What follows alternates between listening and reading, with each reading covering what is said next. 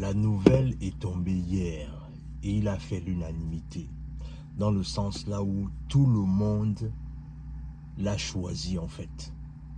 Tout le monde s'est mis de son côté parce qu'ils ont compris une chose évidente. C'était lui qu'il fallait. Dans cette vidéo en fait, je vais te parler un tant soit peu de l'effort politique et historique que le Gabon a mené afin de préparer cette élection présidentielle. Sur ce, on est parti. Salut, moi c'est Warren et bienvenue dans ma chaîne. Ici, on parle de développement personnel, on parle d'entrepreneuriat, on parle d'immigration aux États-Unis et on parle récemment aussi également de géopolitique.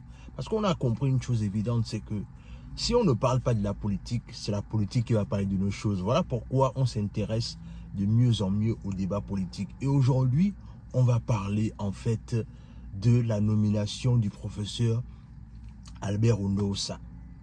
Alors, il faut d'abord bien comprendre une chose, c'est on va d'abord se poser la question de savoir, mais qui est le professeur Albert Ondo-Ossa? Regardons ce visuel. Fils de paysan, chrétien catholique pratiquant, respectueux des valeurs traditionnelles, l'homme politique est un fervent défenseur de l'orthodoxie financière. Le natif de Mivoul jouit d'une longue expérience académique mais aussi politique.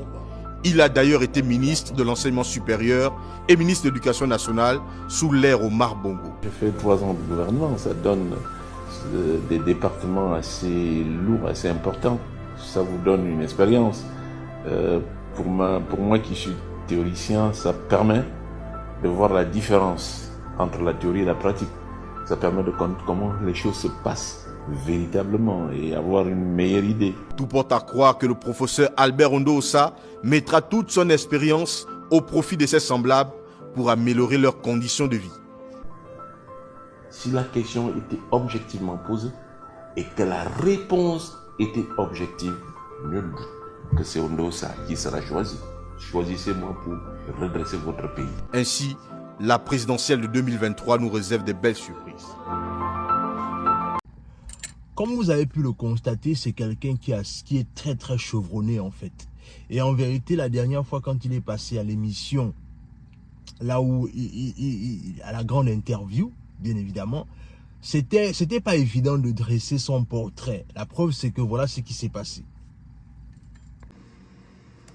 Par rapport à votre portrait, les images vont défiler d'un instant à l'autre. En tout cas, c'est un portrait qui est suffisamment éloquent lorsqu'on regarde effectivement votre biographie. Vous êtes né le 17 juillet 54 à Minvoul. Nous sommes dans le département du Rhône-Tem. Nous sommes dans le septentrion de Rhône-Tem. Situation de famille, vous êtes marié, père de 5 enfants. Votre scolarité, vous l'avez faite, notamment les études supérieures, en 74 à l'Université nationale du Gabon, UNG. 78-80, vous allez à l'Université de Nancy 2 en France. Et également, on va aller assez vite parce que il est suffisamment étoffé votre biographie. Les diplômes universitaires en 87, vous avez l'agrégation des facultés des sciences économiques et de gestion de Dakar. Et de 74, 78, 79 jusqu'en 85, il y a une licence en sciences économiques, un diplôme d'études approfondies à Nancy, un doctorat en sciences économiques et un doctorat sur une thèse en sciences économiques à Nancy également. Alors le grade universitaire en 1980, assistant chargé des travaux dirigés, assistant en 84 chargé de cours, et en 87 vous êtes professeur titulaire. Ça, ce sont les différents grades. Au niveau des fonctions, vous avez été en 93 directeur de la revue économique et gestion.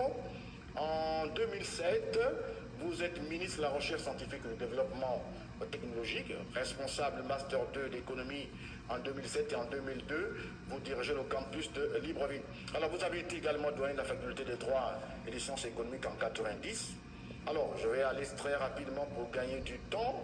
Vous dispensez également des cours dans des grandes universités étrangères, notamment au Burkina Faso, au Niger, à Ouagadougou, au Bénin, un peu partout. Alors globalement, le professeur Albert Ondo-Ossa, si vous pouvez ajouter quelques éléments par rapport...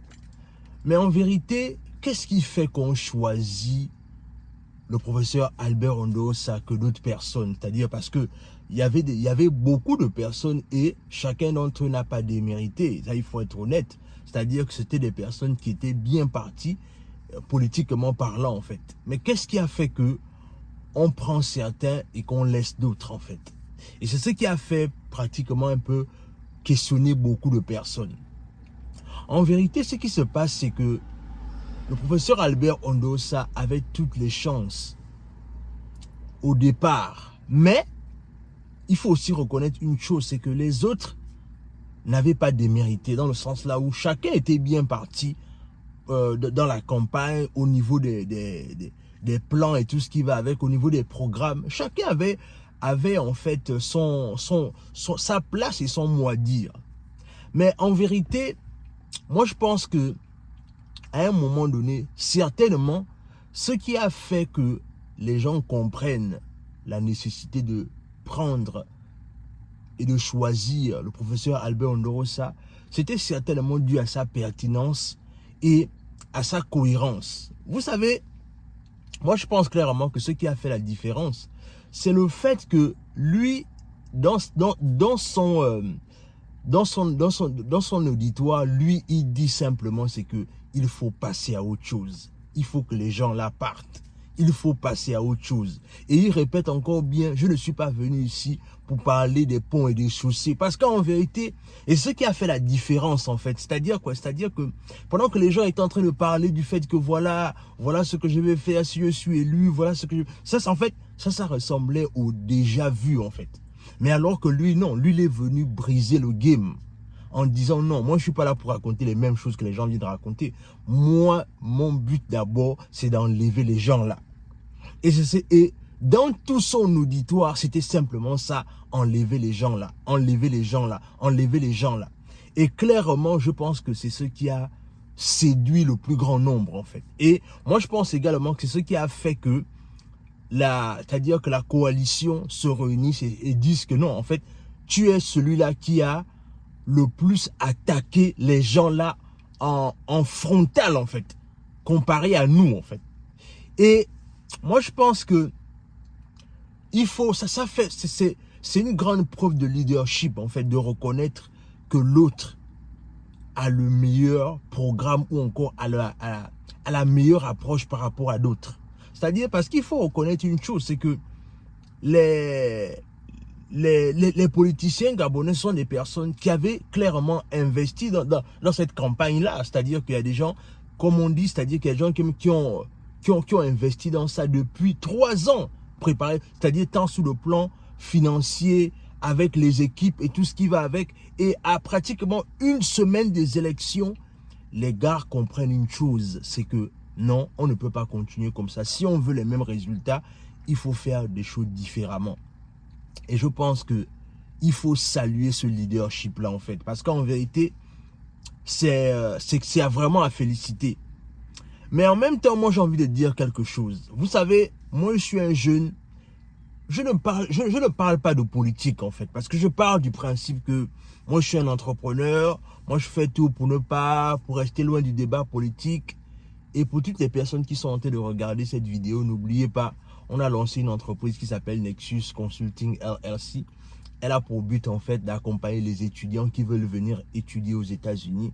Voilà la vidéo qui présente tout.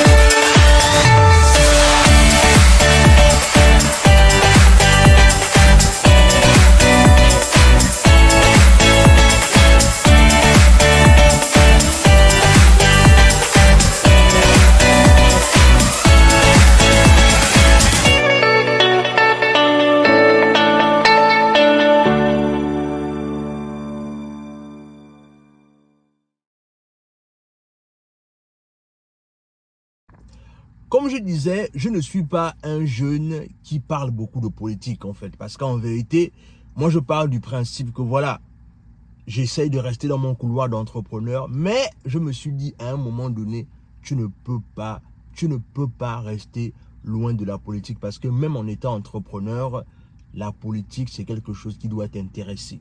Parce qu'un entrepreneur doit avoir un carnet d'adresses. Un entrepreneur doit connaître certaines personnes. C'est la raison pour laquelle j'ai compris l'urgence de m'intéresser à la politique.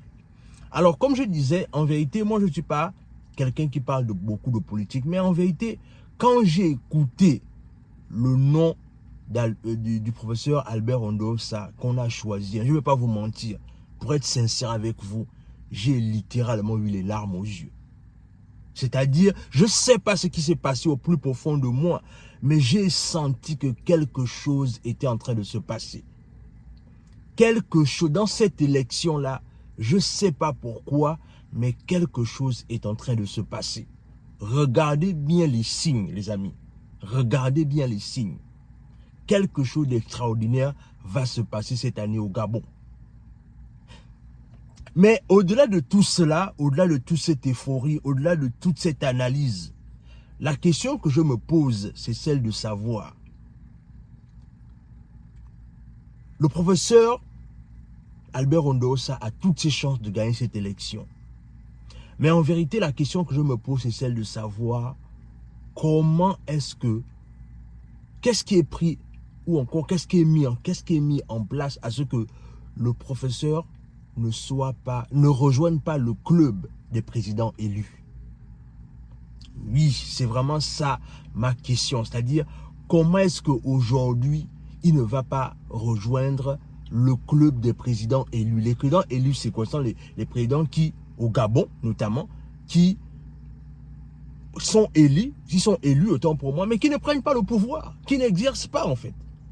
Et moi, je pense que c'est vers ça maintenant que le professeur doit tout faire avec son équipe, de regarder cela en fait. C'est-à-dire, comment ne plus être simplement un président élu. Parce que les présidents élus, on les connaît tous. Je ne suis pas là pour dire les noms de quelqu'un, mais vous connaissez la liste des présidents élus. Mais ma plus grande question, ma plus grande interrogation, c'est que, professeur, qu'est-ce que vous allez faire pour ne pas rejoindre le club des présidents élus? C'est-à-dire, on connaît juste que lui, il a gagné, mais il n'est pas au palais et il n'exerce pas. C'est là ma plus grande préoccupation, en fait. Au-delà de l'euphorie, au-delà de la joie du fait qu'il a été choisi et tout ce qui va avec. Mais restons concentrés et restons prudents. C'est vraiment ça ma plus grande interrogation dans cette histoire. Ma plus grande crainte dans cette histoire, c'est celle-ci, en fait. Dans tous les cas, dites-moi ce que vous en pensez en commentaire. Si vous avez des éléments de réponse, mettez-les en commentaire. Abonnez-vous à la chaîne, partagez la vidéo autour de vous, laissez un like, laissez un commentaire. Et sur ce, on se dit à la prochaine.